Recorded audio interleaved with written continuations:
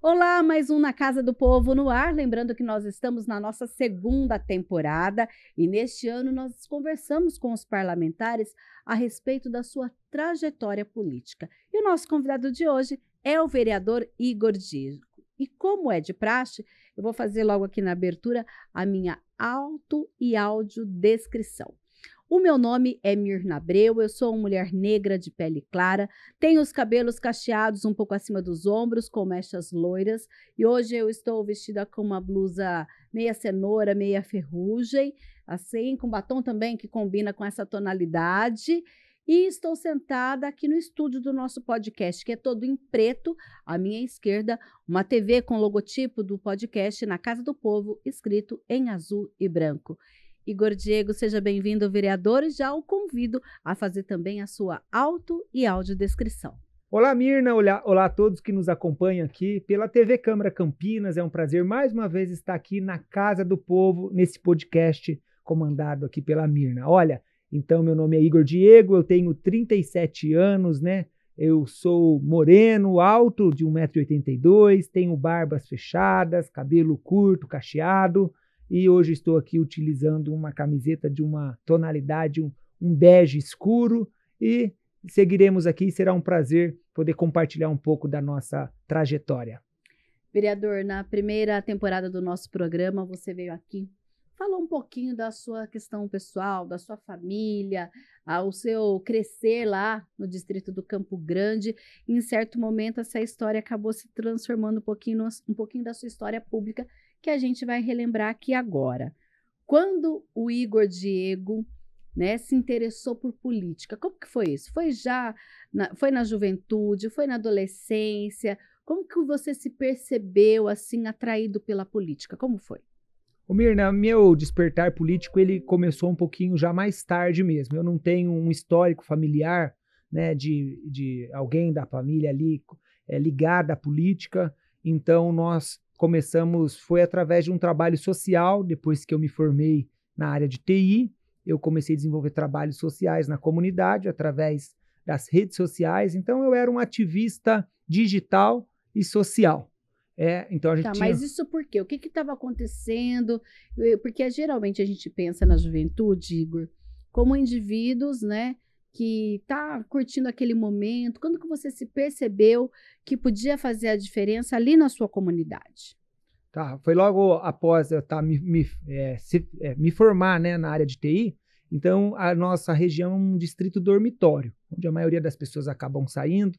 E quando eu retornava, eu via que eu não tinha acesso a informações necessárias do distrito. Então, muita gente quer fazer alguma coisa pela região, mas tem que trabalhar, sair e acaba retornando. Então, eu usei as redes sociais para conseguir fazer alguma coisa nesse entreturno aí. Então, nesse momento, meio solitariamente, ou você começou a participar, por exemplo, de uma associação de bairro, alguma coisa nesse sentido? Eu encontrei, na verdade, eu procurei pessoas. Então, eu ia comandar a questão técnica, encontrei mais duas pessoas, um professor chamado Nilceu e um ativista comunitário chamado Orlando. Esse sim, né, ele tinha já uma trajetória política e acabou me apresentando toda a Câmara Municipal. Então, nós dividimos em três. Eu era a questão técnica, o professor a redação ali, né, e um ativista político. E foi esse meu primeiro encontro com a política, a primeira vez que eu vim na Câmara Municipal, foi devido a esse projeto. Tá. E quando você fala, eu passei a usar as redes sociais para prestar esse serviço, para fazer essa interface com o social. Como que era isso? Bem interessante. É o mesmo modelo daquelas antigas reuniões de comunidade, só que a gente se organizava de maneira digital. Como eu disse, muitas pessoas saem para trabalhar e acabam não participando fisicamente de uma reunião à noite, porque tem os afazeres em casa ainda. Mas, diante das redes sociais, no momento que ela pudesse, ela poderia entrar na comunidade. Então, lá atrás, vamos pegar o exemplo do Orkut da época, por exemplo. Tinha as comunidades. Então, nas comunidades, no momento que a pessoa tinha um horário livre, ela poderia participar e colaborar. E eu era um administrador, organizador dessas comunidades digitais, das demandas comunitárias. Sim. E a partir disso, você, quando veio à Câmara, você lembra mais ou menos como foi? Foi numa sessão? Como que foi isso? Foi sim, a gente veio na Câmara, inclusive antes da sessão um pouquinho, para visitar alguns gabinetes, para trazer essas demandas que foram coletadas, né, de maneiras digitais, para os mandatos dos vereadores. Então, nós agendamos visitas em alguns gabinetes. Eu me recordo na época que nós visitamos o gabinete do vereador Rafa Zimbaldi, na época, hoje é deputado, o Carlão do PT, também na época. Então, teve uns 5, mas esses 2 eu me lembro bem que nos receberam, então a gente protocolou ali e ele fez questão de fazer o encaminhamento dessas demandas. Naquela primeira participação na Câmara de Campinas, como que foi? Você já entendeu logo de cara o que estava acontecendo? Foi difícil entender aqueles debates, aquelas falas? Fala um pouquinho, lembra um pouquinho daquela sensação, Igor? Eu lembro perfeitamente, não foi rápido não, eu demorei ainda, tinha que vir mais vezes, porque eu não entendi o que era as comissões, o que era uma PPA, uma LDO, então essas siglas, né, eram muito longe da minha realidade, assim, de como que isso funcionava, e eu também não conhecia os mecanismos que um vereador tem, uma indicação, um requerimento, um projeto de lei. E quando o vereador falava, olha, eu vou fazer um requerimento dessa sua demanda, olha, eu vou fazer uma indicação, na prática eu ainda não entendia o que era cada mecanismo desse e o que tinha de diferente ali dentro da Câmara Municipal, mas aos poucos eu fui aprendendo, perguntando, né, me interessando cada vez mais, pesquisando também, e foi bem bacana. Certo. Igor, gente, eu conheço o vereador Igor antes dele ser vereador, porque eu o encontrava muitas vezes aqui nos corredores do Legislativo Campineiro, porque ele era assessor de uma ex-vereadora da casa. Conta como que foi essa experiência, como que foi esse trabalho? É verdade, eu tive um convite da ex-vereadora Neuza do São João, que também é lá do distrito do Campo Grande. Ela vendo esse interesse coletivo e social, ela falou, Igor, por que você não me aproveita e me dá uma assessoria, né? Me assessora aqui nas minhas demandas. Eu preciso de alguém como você, que entende a realidade e tem o gabinete aqui para fazer esses trabalhos. Então, eu saí da onde eu trabalhava como administrador de redes da área de TI para uma experiência totalmente nova. Vinha assessorar a vereadora Neuza, onde eu pude aprender, de fato, né, a Casa Legislativa, como funciona, as comissões, ela era presidente da Comissão da Mulher, na época, então assim, a gente, o cerimonial, então foi uma experiência legislativa muito, muito boa, foi um pilar que eu tive e eu hoje consigo compreender que me ajudou bastante essa experiência e se alguém tiver alguma dúvida ou tiver algum convite, vale muito a pena, foi uma das melhores escolhas que eu fiz na vida. Igor, mas nesse período, você já estava vinculado a um partido político ou não? Como começou a sua trajetória partidária, né? E aí me fala dessa escolha, qual foi o partido, se você recebeu o convite de mais de um partido, como foi isso? Até o momento não, eu fui convidado por esse trabalho, eu não tinha ainda vínculos partidários, apenas acompanhava a vereadora nas decisões partidárias dela. Mas eu fui só me filiar a um partido, foi no Republicano mesmo, para mim, vir candidato a vereador. Em 2020, então. Então eu tive toda uma trajetória antes, depois do Legislativo, eu fui assessor no Executivo, na IMA, eu passei depois do Legislativo, a vereadora perdeu o mandato. Sim, eu lembro. Nesses 4 anos, eu fui assessor... De 2016 a 2020. Isso, eu fui assessor na IMA, no Executivo, na comunicação da Prefeitura, e ali também eu fiquei sem partido nenhum. Certo. Quando eu recebi o convite para vir candidato, aí é uma das normas da nossa legislação, estar 6 meses antes, né, dentro de um partido político para poder concorrer dentro dessa chapa. Como foi esse convite? O convite partiu do próprio grupo da vereadora Neuza. Mesmo ela perdendo, a gente tinha um grupo político, né, e ela era a comandante desse grupo. Né? Então ela abriu mão, ela falou, olha, eu não vou colocar meu nome mais à disposição porque eu tenho meu comércio, minhas coisas, e eu acho que do grupo o Igor, na época, ele pode me substituir, e ela que foi a minha grande incentivadora. Olha. Ela que falou, Igor, você, dos meus assessores, você tem jeito, leva jeito, se dedicou e está comigo até hoje. E ela, foi legal essa transição, porque ela me apoiou todos os momentos, me encorajou, Então é assim, a madrinha política, né? A gente Entendi. sempre fala que tem que ter Tem um padrinho. você teve o privilégio de ter uma madrinha. É. É uma das poucas vereadoras, a gente lembra que em toda a história da Câmara de Campinas, até hoje nós tivemos 18 vereadoras aqui no Legislativo Campineiro, Igor. E aí, desse convite para a preparação da campanha, e a gente não pode esquecer que 2020 foi o momento em que começou a pandemia da Covid-19. E você estava nesse cenário, entrando num partido político e pensando como vou fazer aí um trabalho para colocar o meu nome à disposição para ir atrás do eleitor. Como foi isso? Mirna, a gente tinha uma audiência já boa nas redes sociais. As lives que a gente fazia de conteúdos locais estava dando uma audiência bacana. Só que uma coisa é audiência, outra coisa é voto. Como converter a audiência em voto? Então a gente precisou consultar bastante essa audiência, se o meu nome era um nome que também seria escolhido para que eu pudesse enfrentar essa missão. Eu não queria sair menor do que eu entrei desse pleito eleitoral, porque senão todo o trabalho dos 15 anos da página ali, do trabalho social, ele poderia ser prejudicado. Certo. E eu não gostaria de prejudicar, eu gostaria de sair fortalecido na vitória ou na derrota eleitoral. Então a gente fez esses testes.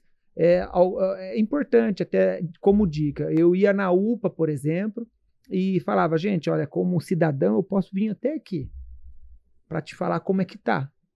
Mas como vereador eu posso ir um pouquinho mais ali. Então se vocês quiserem que eu coloque o meu nome à disposição para poder ir até lá, vocês têm que deixar o comentário aí, falar. Participação na rede social. Nas redes sociais. Então a minha campanha ela foi construída na rede social. Até a pré-campanha foi construída na rede social. Certo. Né? Então eles falam, não, se você vir eu apoio, se você vir conta comigo. E a gente foi construindo um núcleo de apoiadores, digamos assim. Aí depois a gente mapeamos, porque a gente é muito bem organizado, então a gente mapeou esses apoiadores e criamos células. Sim. Né? Criamos células. Você falou que apoiava, mas não adianta só votar. Agora você precisa pedir, precisa correr atrás. Mas como você fez isso num contexto de pandemia? A gente lembra que esta foi um pleito bem diferente, até porque quando a gente conversa com vereadores, né, que são vereadores mais antigos, sempre se falava em sola de sapato. O pleito de 2020 não teve sola de sapato porque não dava para pedir voto, não dava para ficar indo na casa das pessoas, fazendo muitas reuniões com grandes aglomerações, até por conta que a gente ainda estava em pandemia. Como que você usou, então, a rede social para fazer essa articulação? A gente criou um canal chamado Gabinete do Povo, mesmo sem ser vereador. Esse Gabinete do Povo, ele abria live diariamente, eu abria live diariamente durante a pandemia. Então, a Caixa Econômica, por exemplo, que atendia os benefícios sociais da época, todas fechadas, sem atendimento. Então, toda ajuda social, a gente tirava as dúvidas nesse Gabinete do Povo. E fora do período da live, a gente respondia, aí era eu e minha esposa apenas, nós respondíamos durante o dia. Então, por exemplo, o auxílio emergencial, a gente ajudou a cadastrar 9.500 pessoas que receberam, que a gente conseguiu ajudar. Igor, mas como ajudar? Por exemplo, em um campo estava assim, coloca o número do NIS, só que popularmente aqui na cidade a gente conhece como PIS, mas o NIS é o nome nacional utilizado. Aí era onde as pessoas falavam, não consigo preencher. Não consigo, Igor, o meu não aprova, me ajuda. Aí, o NIS. Então a gente foi buscar informações onde mais estava pegando, sabe, onde estava mais dando problema. Então, conselho tutelar, como que eu faço para acionar? Tá tudo fechado. Aí a gente via o canal de atendimento do conselho, passava para a pessoa. Enfim, a gente prestação de serviço. Prestação de serviço. Tá. E aí, Mirna, nós conseguimos, nesse período, contabilizar mais de 24 mil WhatsApp que nós tínhamos já de pessoas que entravam em contato com a gente, cadastrados. Então, o trabalho da campanha pelas redes sociais envolvia, então, a plataforma, né, de rede social, que era o Facebook ou o Instagram, na época era o Facebook, A gente fazia um funil para o WhatsApp, então quem quisesse algum atendimento específico fora do conteúdo vinha para o funil, que era o WhatsApp, e aqui nesse nicho de baixo a gente conseguia se comunicar amanhã, depois da manhã, na campanha. Então a gente já tinha preparado uma base de relacionamento aquecida. Então esse é o trabalho. Tem gente que acha que é comprar contatos, não dá certo. É quem conhece realmente a causa. Ali, né? E aí, uma importante também, que as grandes mídias da cidade, esse trabalho ganhou repercussão. Então, por exemplo, as grandes mídias das cidades me procuravam para dar entrevista. Poxa, olha, o rapaz do Campo Grande está ajudando 9.500 pessoas. Aí saía no jornal das grandes mídias, né? Então, assim, deu aquela aquecida, aquela alavancada ainda maior, porque as pessoas estavam procurando quem estava ajudando as outras pessoas. A gente estava num momento muito sensível. Então, graças a essa articulação assim social, a gente conseguiu. Bem, e aí veio a eleição em 2020. Igor Diego foi eleito com 7.670 votos, o segundo mais bem votado naquela eleição.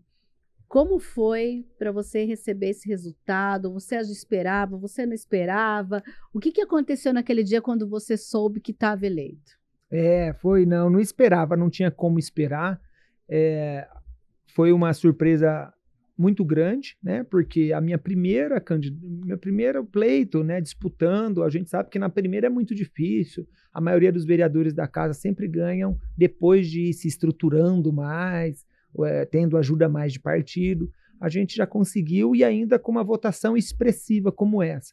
Então foi um fenômeno na época, né? Assim, nem a gente esperava. Sinceramente, a gente estava trabalhando para ter de 2.000 a 2.500 votos, que a gente imaginou que esse número seria muito bom, a gente conseguiria entrar ali no limite, né? E a gente conseguiu quase 8.000. Então, não esperávamos, não. Foi muito além do que a gente imaginava numa campanha tradicional. Mas você estava ali acompanhando no site do TRE? Como que estava? Estava em casa? Estava com o pessoal que atuou com você? Como que foi esse dia? A gente estava com aquele grupo de amigos, né, que ajudaram. Foi uma campanha orgânica muito bonita. Então, estava ali os amigos. A gente se reuniu num lugar, numa casa, no Parque Floresta. E eu me lembro, eu tenho um pouco de crise de ansiedade, sabe? Eu fico ansioso, eu começo a vomitar, eu passo mal. Passou mal nesse dia? Passava, tava vomitando. Ai, meu Deus. Esperando o resultado. Sou muito ansioso, desde criança. Tinha uma viagem em casa, a gente já passava mal um dia antes, sabe? Eu era aquela criança. Certo. E aí, quando você viu que você era o segundo mais votado, como foi isso?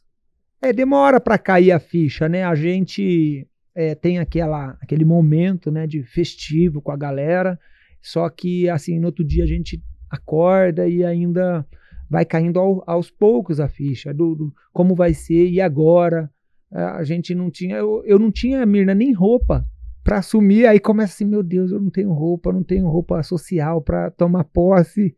Eu tenho que comprar roupa social. Eu chamei a Renata, amor, você já pensou? Eu não tenho nem roupa para assumir. Então, assim, vou ser diplomado no Tribunal Eleitoral, como que eu vou fazer? Exatamente. Como é que é? Onde é isso aí? Onde fica o Tribunal Eleitoral? Onde que eu tenho que ir? E as pessoas muito ligando, né? Bastante amigos, bastante autoridades já constituídas na cidade, ligando para dar os parabéns. A própria mídia tradicional querendo uma entrevista para poder entender. Quem é o Igor Diego? A gente lembra que, inclusive, nessa última eleição, a vereadora Mariana Conte, que já era vereadora, ela foi reeleita, ok. Mas todo mundo se perguntava quem é. Na verdade, naquele momento, não era Igor Diego, era Igor do Campo Grande, né? Quem é Igor do Campo Grande? Aí as pessoas iam atrás de você, era meio por aí? Foi bastante. Essa semana, então, foi uma semana bastante de bastante entrevistas de rádio, TV, né, participações para poder tentar explicar um pouco isso, né? Para o pessoal queria entender quem é o Igor do Campo Grande, como conseguir uma votação expressiva. Então, virou o centro das atenções, porque foi a novidade, né? Ali, daquele pleito eleitoral. Então, foi bacana, foi um momento muito legal. A gente viveu em família, viveu em amigos esse momento e também criou pro Campo Grande, que foi a votação mais expressiva da história do Distrito Campo Grande. Então, naquele momento, eu percebi que nos grupos, nas redes sociais, né, que a gente estava ali e tal, teve uma questão de fortalecimento de pertencimento, sabe? O pessoal do Campo Grande ali falou, poxa, a gente elegeu, a gente deu o recado que a gente quer ser ouvido, quer mudança, sabe? Então, Sei. então Tinha teve toda uma mensagem por trás por disso. trás, né? Tinha.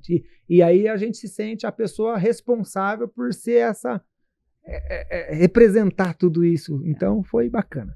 E a posse, dia 1º, a gente lembra, inclusive, que a posse ainda estávamos em pandemia, todo mundo de máscara. Como que foi isso para você? Podia vir com um acompanhante, né? Porque tinha restrições aqui na casa, dentro do gabinete. Eu lembro que a gente chegou no nosso gabinete, pegamos a chave, então, pela primeira vez no nosso gabinete. A gente fez ali, antes de entrar, uma oração, porque a nossa fé, ela é importante a gente consagrar ou apresentar nosso local de trabalho. Então fizemos uma oração, eu e minha esposa, e nós encontramos o Major Jaime, o vereador que fica de porta de frente comigo. Eu não conhecia o Jaime. Seu vizinho. Meu vizinho. Virou um amigão hoje.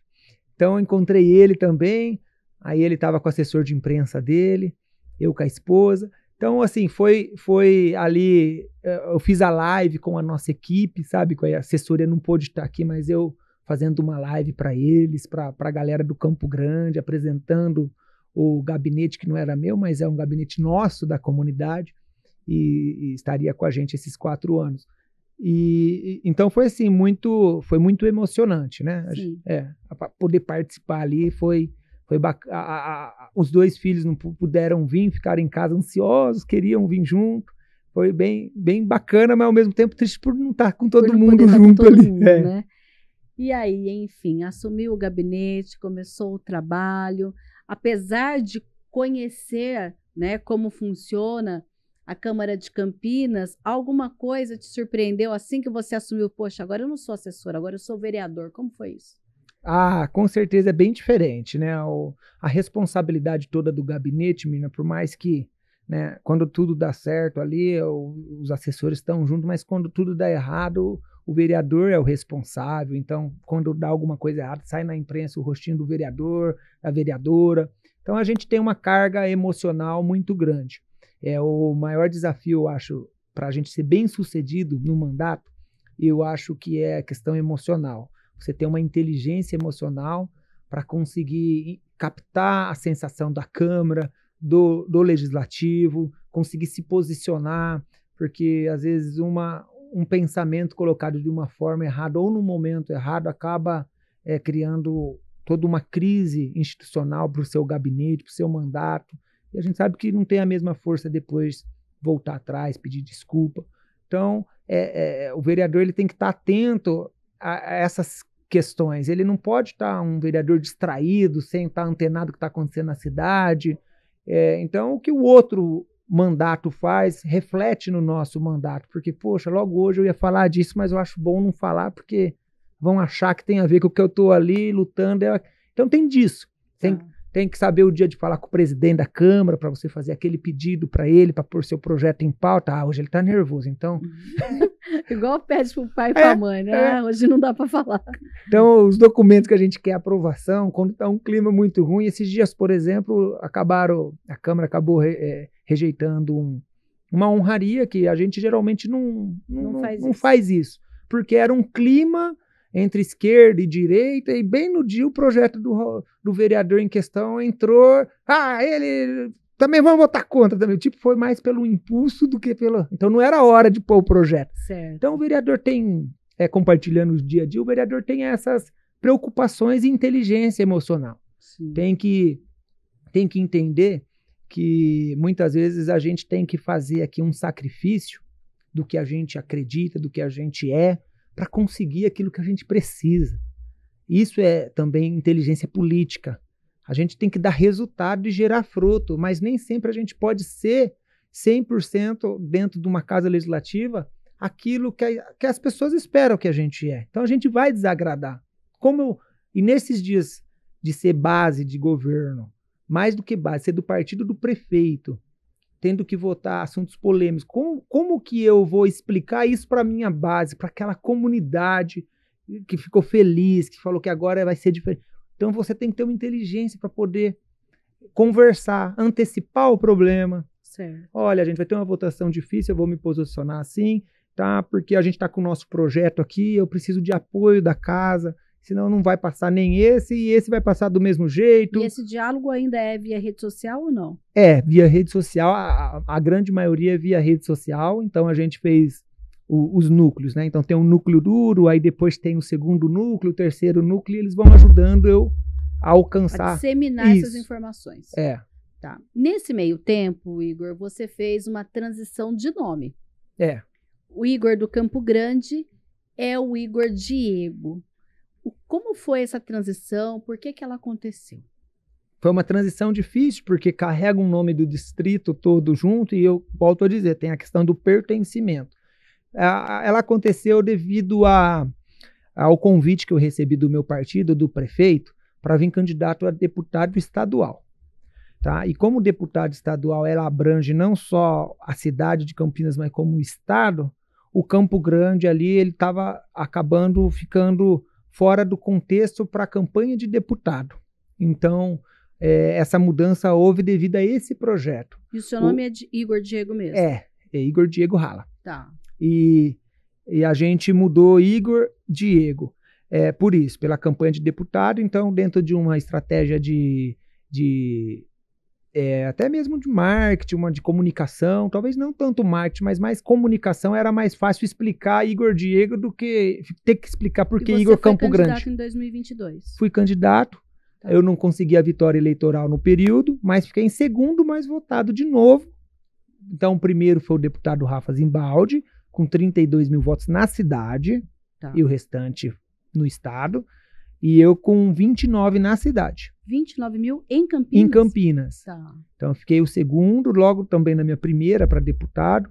Eu consegui uma votação expressiva, foi uma experiência bacana, uma campanha totalmente diferente da primeira. É outro trabalho. É outra estrutura, né, Mirna? Então a gente não sabe, a minha campanha, a gente gastou, se eu não me engano, 30 mil reais na primeira campanha. Nessa segunda, a estrutura do partido já era 300 mil reais, por exemplo. Então, até é mais profissional. Depois que você vai para uma campanha de deputado estadual, profissionaliza muito. Certo. Então, tem uma equipe de mídia, uma equipe de marketing, uma equipe de televisão. O partido que está todo nessa sustentação. Isso, esse assim. dinheiro é tudo do partido. Ele que dá toda essa sustentação para o candidato. Sim. Ele investe no mandato do candidato.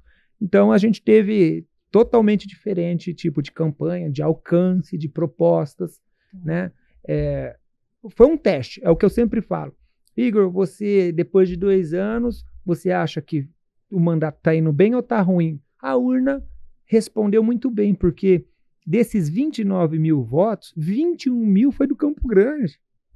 Mais uma vez, o Campo Grande votou também, historicamente, nunca um deputado teve tanto voto no Campo Grande. Certo. Então a gente conseguiu ter uma avaliação, olha, nós estamos no caminho certo, precisa arrumar algumas coisas, melhorar, mas para o futuro a gente está num caminho certo. E aqui na Câmara, você participa de algumas comissões, tem um olhar em relação a alguns temas específicos, como tem sido isso e como é essa escolha de participar de alguma comissão, de uma frente parlamentar?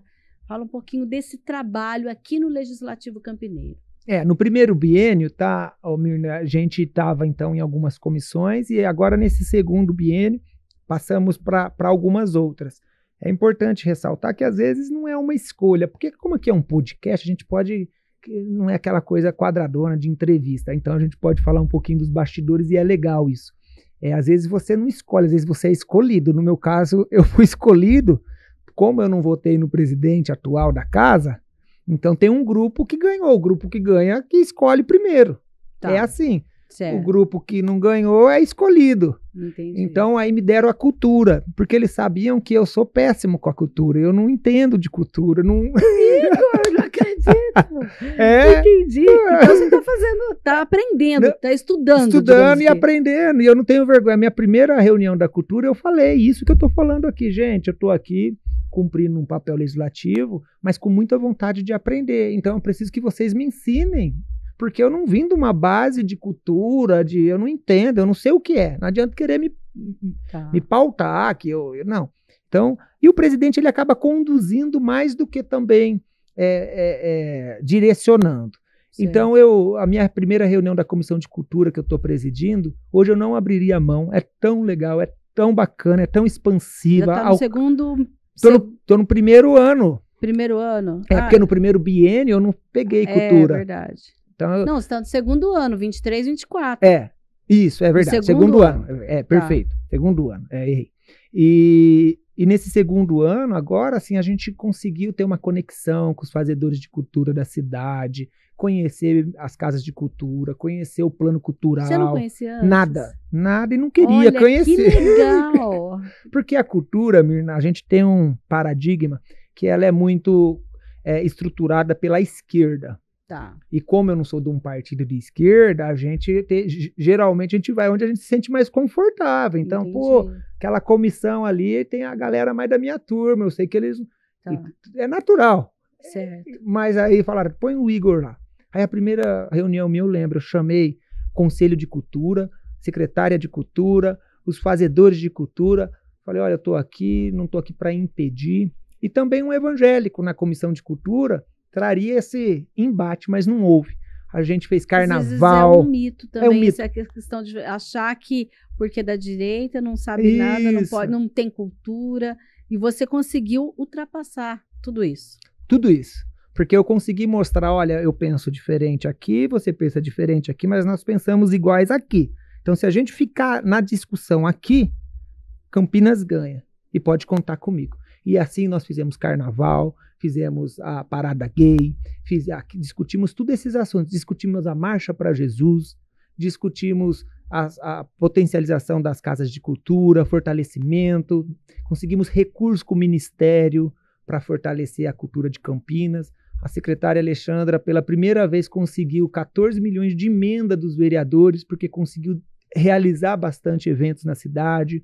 Enfim, eu acho que a gente conseguiu fazer um trabalho, e eu falo para a secretária, meio que a gente hackeou a cultura, porque tá muito legal, não era algo nosso, a gente conseguiu construir e entregar. Lógico, tem muito desafio. Mas então, assim, é legal o podcast, porque a gente pode falar, assim, dos bastidores, né? Falar como que foi o desafio. Eu lembro que eu voltei das escolhas das comissões muito triste, preocupado. E agora, o que eu vou fazer? Não, vão me matar lá, a galera da esquerda vão me martelar. Mas não foi nada disso, eles são super abertos à discussão e eu sou do território. Né? E Campo Grande tem bastante coisa cultural, que ele é um território riquíssimo nisso. Né? Então assim, a gente consegue pensar junto o quê? Olha, Igor, você concorda comigo que a gente precisa de cultura no território? Eu concordo. Você concorda comigo que o dinheiro tem que chegar nas pontas? Concordo. Você concorda que a gente tem casa de cultura que precisa de um podcast? Então vamos ficar nisso e vamos fortalecer isso? Sim. Pronto. Então você concorda que tem que ter a parada gay para expressão? Concordo. Que tem que ter ambulância, banheiro químico? Concordo. Eu falei, você concorda que a gente pode ter uma marcha para Jesus? Concordo. Então, assim, a gente foi meio que... democratizando a cultura. Democratizando. Então, a gente conseguiu fazer mecanismos, criar leis, mecanismos. Por exemplo, criamos leis que tanto por cento do dinheiro da cultura tem que ser aplicado nas periferias, isso não tinha. Então. Nós criamos a questão do intermediador, porque muitas vezes tem o dinheiro, Mirna, mas o fazedor de cultura na ponta, que tem um dom, ele não consegue fazer a captação do dinheiro, porque é técnico, é um projeto técnico. Então ele sabe fazer cultura, mas ele não sabe fazer projeto. Agora a gente pode usar o dinheiro da cultura para contratar um intermediador para ele. Colocar aquela ideia no papel. No papel. Se vai ser aceito ou não, é outros 500, mas pelo menos ele vai ter essa assessoria técnica e esse profissional vai ser pago pela própria cultura. Parte do dinheiro da cultura é para contratar intermediadores. Então a gente foi vendo essas necessidades. Sim. Porque assim, a gente vê bastante dinheiro, o pessoal da Unicamp, que são bons, são tops, mas eles têm essa capacidade já técnicas de escrita. E o da periferia não tinha. Então, mas eles são os fazedores. Também, ali, né? merecem também. E não chegava. Então, assim, foi algumas experiências aqui na Casa Legislativa que a gente foi aprendendo. Certo. E as propostas, os projetos de lei, como que elas nascem e como que você trabalha junto aos seus colegas para fazer com que elas virem realmente lei aqui na cidade? É verdade. Uma das queixas é que o vereador ele acaba sendo aquele vereador 156 que a população gosta de taxar, porque ele acaba pedindo corte de mato, tapa-buraco, poda de árvore, enfim, esses serviços mais da zeladoria. Então, nosso gabinete, ele criou um mecanismo. Como é que a gente trabalha? A gente vai fazer conforme as demandas chegam. Então, nós não vamos procurar um projeto de lei se ninguém está pedindo isso. Porque a gente não dá conta de fazer o que o povo está precisando e está querendo. E com base nessa consulta popular, pelas redes sociais, que é o nosso forte, com base nessas consultas populares, a gente vai pautando o trabalho legislativo. Então, tem situações que é uma indicação, só que a indicação por si só, ela tem uma força. Só que se o vereador for junto lá na secretária, falar, secretária, eu fiz essa indicação, dá uma atenção, veja com carinho, tá? Ela cria ela é potencializada. Sim. O documento ele é potencializado. Então a gente faz isso, um requerimento de informação. Às vezes vem um projeto de lei. Posso dar alguns exemplos. Vou dar um exemplo do cartão Nutrir, que você acompanhou na época. Então tem o 13º do cartão Nutrir, que as mães estavam pedindo, porque o Bolsa Família tem o 13º e o nosso benefício social aqui, que era o cartão Nutrir, não tinha. A gente propusemos o projeto e foi aprovado. Outro projeto de lei é da data de validade dos cartões de ônibus. Então, o pessoal pega muito ônibus ali do distrito, e Campo Grande e Ouro Verde. E eles falavam, Igor, chegou a pandemia, perdi meu passe, porque tem data de validade de 1 ano. Se eu não usar, meu crédito perde. Perdeu o crédito. Aí, nesse caso, também coube uma lei, para que não vence, porque é um crédito da pessoa. Ou então mudar pelo menos para 5 anos. Aí tudo bem, 5 anos eu acho que tá menos razoável, para ficar. Porque às vezes, essa palavra que você usou é boa. Na política, às vezes o excelente não dá. Mas o bom dá. Então tem que negociar. Certo. Você está entendendo? Falou, olha, gente, eu não consegui o excelente, mas 5 anos já é bom. E se não fosse isso, eu não conseguiria aprovar, os vereadores não iam aceitar. E sempre tem um pessoal que pergunta e você tem que justificar essas questões? Sempre tem. Todo voto, tudo que a gente faz, eu acho que é bom. O acompanhamento. Acompanhar a cidadania, né? Eu, antes de ser vereador, igual você falou, estava sempre por aqui querendo entender, sabe? Até o meu emprego que eu consegui com a dona Nessa foi uma visita que eu fiz no gabinete dela, e cobrei uma situação, ela abriu a gaveta e mostrou que tinha indicação, que estava militando e batalhando. E aí eu peguei mais leve com ela, porque eu era muito crítico. Entendi. Aí eu peguei muito leve com ela e entendi que a cobrança agora tinha que ser direcionada ao executivo daquilo que eu queria. Enfim, então esse exercício de cidadania é bom. Então acontece sim bastante, viu? E bom. A TV Câmara ajuda muito nisso, porque as pessoas viram e mexem, assistem a gente lá, tira foto e manda para mim. Te vi falando de tal coisa. Manda um print nosso aí, então, pro Igor, manda um print. Igor, nosso tempo tá acabando. Quem é o vereador Igor que assumiu em 1º de janeiro de 2021 e quem é o vereador Igor que eu converso agora? Quem era, né, o de 21 e quem é o Igor de agora? Mirna, o Igor que assumiu aqui, ele era um Igor que tinha muita esperança, que via na política um mecanismo de potencializar as demandas locais da região. Ele achou que também poderia fazer uma transformação muito grande na vida das pessoas, tinha bastante medo, né, de errar e decepcionar as pessoas, né? Então, esse Igor, eu lembro que chegou aqui de perninha bamba, mas bastante sonhador, na fé, né? Pisando aí nas nuvens, mas na fé. E hoje a gente está aqui quase no final do mandato, já no último ano de mandato, muitas coisas eu acredito ainda, não perdi a esperança e eu, na verdade, tenho certeza que é possível. É possível fazer uma transformação social, é possível fazer um ecossistema de pessoas positivas, sabe? É um Igor menos preconceituoso hoje, porque eu pude conhecer o setor acadêmico, eu pude conhecer a oposição que eu acreditava que era totalmente ruim para o país e eles têm muitas coisas boas que a gente pode aprender com eles. Eu tive que aprender mais a ouvir, né? Então, na política, antes de estar aqui, eu falava muito, né? Militante. Agora, como vereador, a gente tem que mais ouvir as pessoas, mais ouvir os outros vereadores. Então, eu aprendi a ouvir muito para poder ser assertivo. Então, assim, essa é a grande diferença. A gente é mais maduro, a gente consegue compreender o tempo do poder público, que é diferente de um tempo que a gente acha que tem que ser as coisas.